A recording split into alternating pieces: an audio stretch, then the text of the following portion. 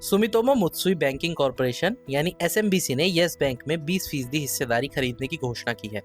इससे भारतीय banking sector में विदेशी निवेश की दिशा में एक नई बहस छिड़ गई है। ये कदम विदेशी बैंकों के भारत में प्रवेश को लेकर नए अवसर पैदा कर सकता है। यस बैंक की हिस्सेदारी बेचने वाले प्रमुख संस्थानों में state bank of India, IDFC, federal, बंधन, आईसीआईसीआई और एचडीएफसी शामिल हैं। इन बैंकों ने 2015 में यस बैंक के शेयर 10 रुपए के भाव पर खरीदे थे और अब 21.5 रुपए पर बिक्री कर 115% का लाभ कमाया, जो प्रतिवर्ष 20% से ज्यादा की वृद्धि है।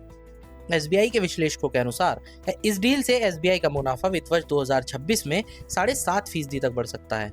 एसएमबीसी के निवेश से यस बैंक को एक स्थिर और वैश्विक पार्टनर मिलेगा, जो पूंजी जुटाने में मददगार साबित हो सकता है। एसएमबीसी का ये निवेश यस बैंक को विदेशी व्यापार ग्राहकों के लिए सेवा देने, लीड लोन सिंडिकेशन डील में भागीदारी और बेहतर कैश मैनेजमेंट क्षमताओं का लाभ दिला सकता है।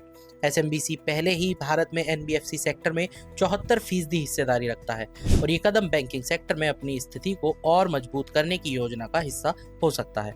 एसएमबीसी की वैश्विक रणनीति के तहत भारत एक आकर्षक बाजार बनकर उभरा है, खासकर जापान में धीमी आर्थिक ग्रोथ को देखते हुए। एसएमबीसी ने पहले ही भारत में फुलरटन में 74% हिस्सेदारी खरीदी थी और अब यस बैंक के साथ पार्टनरशिप से ये अपने निवेश को और बढ़ाने का लक्ष्य रखता है। भारतीय रिजर्व बैंक यानी आरबीआई की नीति के तहत कोई भी विदेशी बैंक किसी एक भारतीय बैंक में 26% से ज्यादा हिस्सेदारी नहीं खरीद सकता। ये शर्त विदेशी बैंकों को भारतीय बैंक पर पूरा कंट्रोल लेने से रोकती है। हालांकि संकटग्रस्त बैंकों के लिए कुछ छूट दी गई थी, जैसे कि Catholic Syrian bank, Lakshmi Vilas bank के मामलों में देखा गया था। एसएमबीसी ने इस सीमा को ध्यान में रखते हुए यस बैंक में 20% हिस्सेदारी खरीदी है। एसएमबीसी का इरादा पहले से ही यस बैंक में ज्यादा हिस्सेदारी खरीदने का रहा है।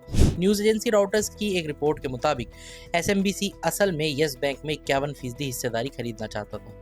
इस मामले को लेकर डील लंबे समय तक अटकी भी रही, लेकिन आरबीआई ने नियमों में ढील नहीं दी। अगर भविष्य में आरबीआई अपनी नीतियों में ढील देता है तो एसएमबीसी यस बैंक में अपनी हिस्सेदारी बढ़ा सकता है।